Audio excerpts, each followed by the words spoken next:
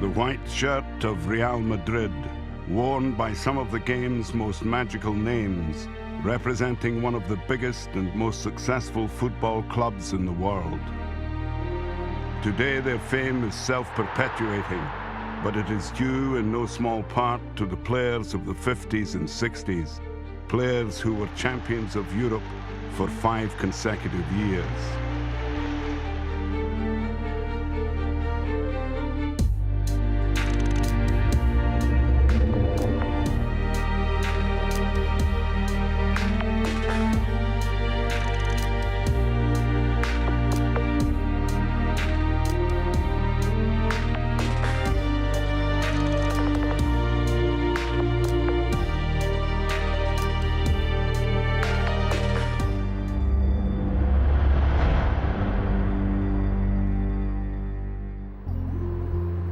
The Santiago Bernabéu, Real Madrid's home since December 1947. It is one of football's most famous stadiums, housing one of its most famous teams.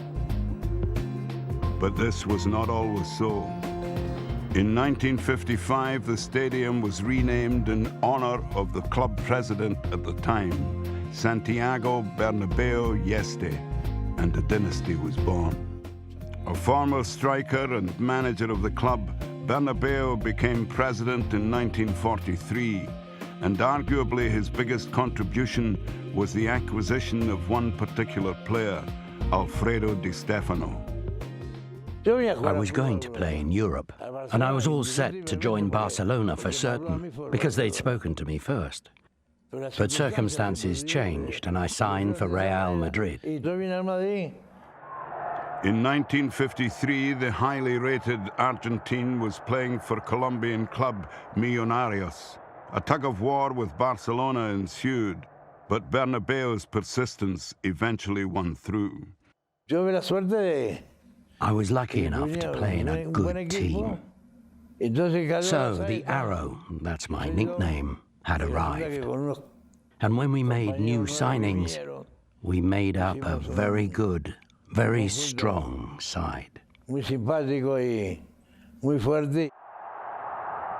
year later, Real Madrid won their first Spanish league title for 21 seasons. Los Blancos were on the rise, and Di Stefano was the central figure. Francisco Janto had also arrived from Racing Santander. The winger would become another club legend. The league title was retained in 1955, but during the campaign, Uruguayan coach Enrique Fernandez resigned and was replaced by Jose Villalonga.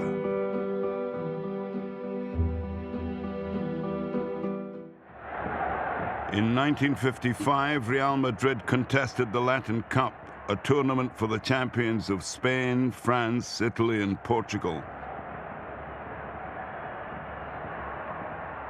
They met French club Stade de Reims in the final in Paris. Argentine striker Hector Real scored both goals in a 2-0 win to claim the trophy for Real. A bigger prize, though, lay ahead. The presidents of several clubs held a meeting with the editorial department of the newspaper L'Équipe, which is based in Paris. In that meeting, they decided that instead of the Latin Cup being contested by just 1, 2, 3, or 4 teams, all teams in Europe should take part, and that's when it was born. The tournament was named the European Champion Clubs Cup and began in 1955. Real Madrid reached the semi-finals and faced Milan of Italy. Real Madrid really went for it. Our game was based on hard work, and we were a solid team. And we were always convinced we would win. Such confidence helped Madrid to defeat the formidable Italians 5-4 over 2 legs, including this 4-2 home victory in front of 130,000.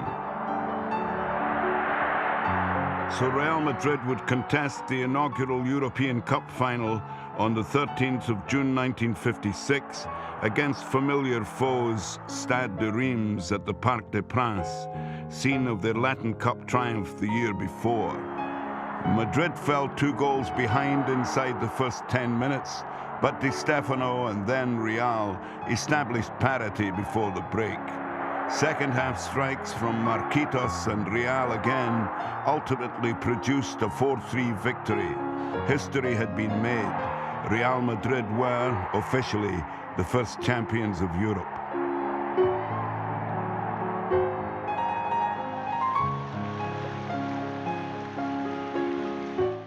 Nowhere more so than back in the Spanish capital, where a hero's welcome awaited.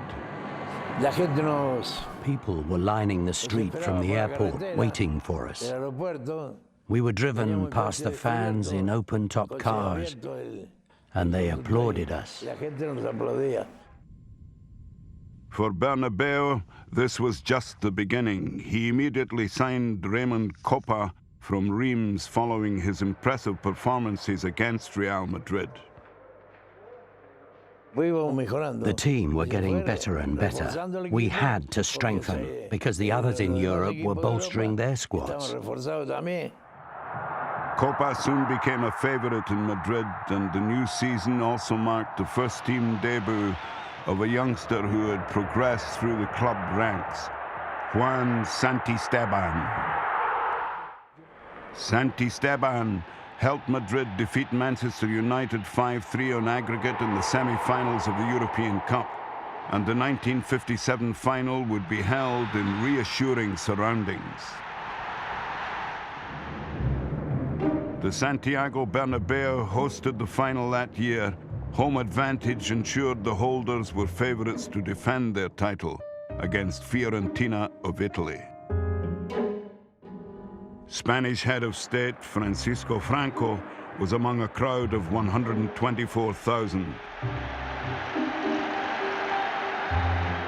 The game remained goalless until half-time, despite the holders' best efforts.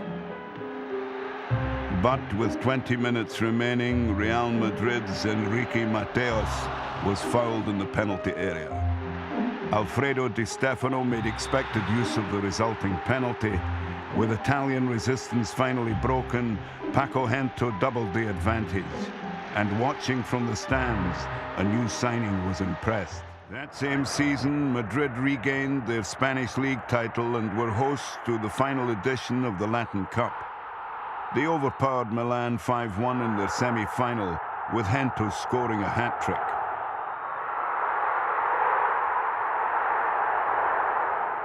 In the final, they met Portuguese champions Benfica. Di Stefano scored the only goal.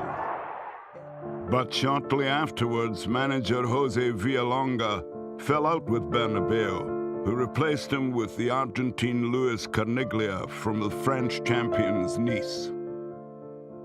The following season, after demolishing Belgian champions Antwerp 8-1 over 2 legs, Madrid eliminated Sevilla 10-2 on aggregate in the quarter-finals, including this 8-0 annihilation at the Bernabéu.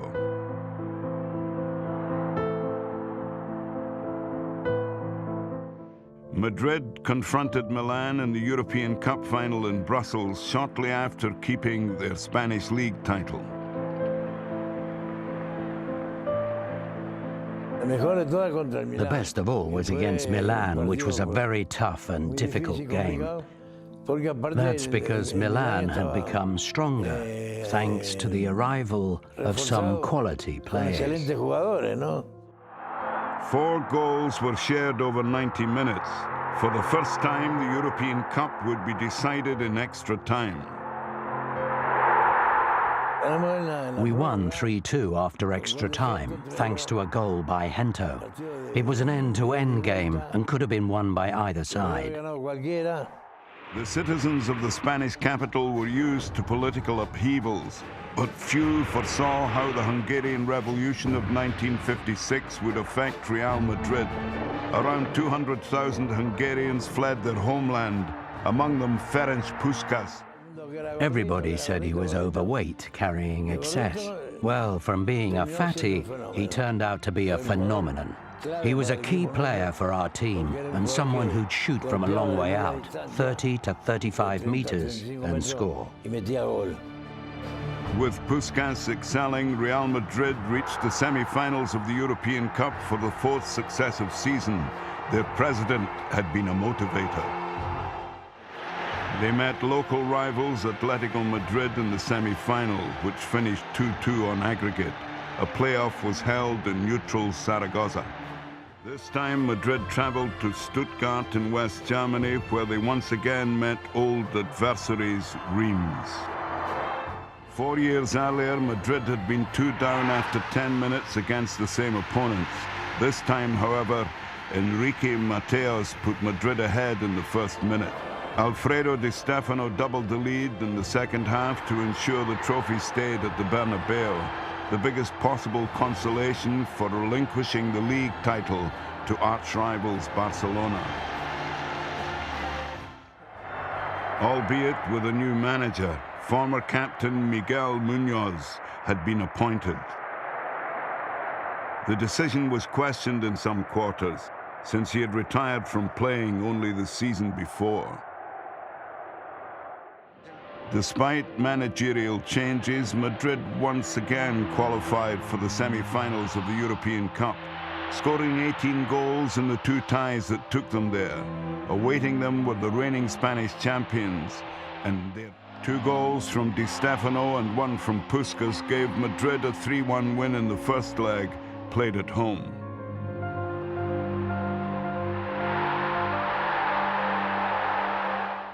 At the Camp Nou, Muñoz looked on as his all-conquering players won the second leg by the same scoreline to reach the final for the 5th year in a row. The 5th European Cup final was to be played in Glasgow. Madrid's challengers would be Eintracht Frankfurt of West Germany. Real Madrid's team that day will never be forgotten. They had a 3-man backline and 2 designated midfielders. Di Stefano, deployed just behind the front pair of Del Sol and Puskás, surged ceaselessly up and down the field, but it was the Germans who took the initiative. The Germans scored first and were leading 1-0. Then one of their shots hit the post, and that would have put them 2 up. But in the end, we fought back. And we went on to score all those goals against them. Di Stefano and Puskás both scored twice as Real Madrid forged a 4-1 lead.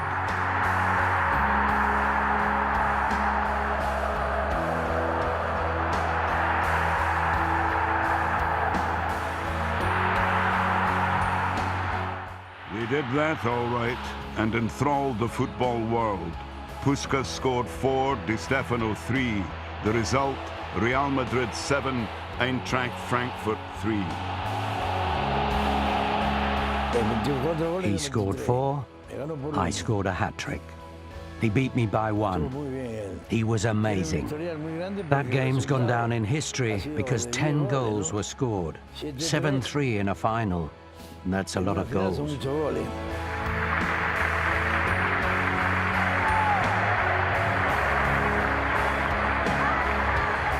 As European champions, Real Madrid then met the champions of South America, Peñarol of Uruguay, in the inaugural Inter.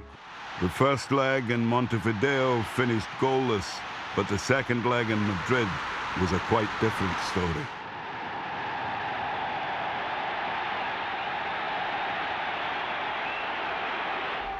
"5-1 in fact, a result that made Real Madrid football's first club world champions. Of course, even their glory had to fade. The following season, Barcelona extracted revenge by eliminating the 5-time champions 4-3 on aggregate in the first round.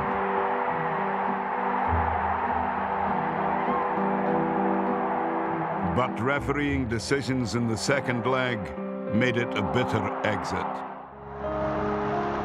There was none of that jealousy that generally seems to exist in teams, like I think I'm better than you, or you think you're better than him. No, not at all. Every single one of us was aware of our own individual abilities and those of our teammates. I was the eldest of them all. But there were lots of leaders in the team. You don't get anywhere with just one leader. We had a leader in defense, one in midfield, and one up front.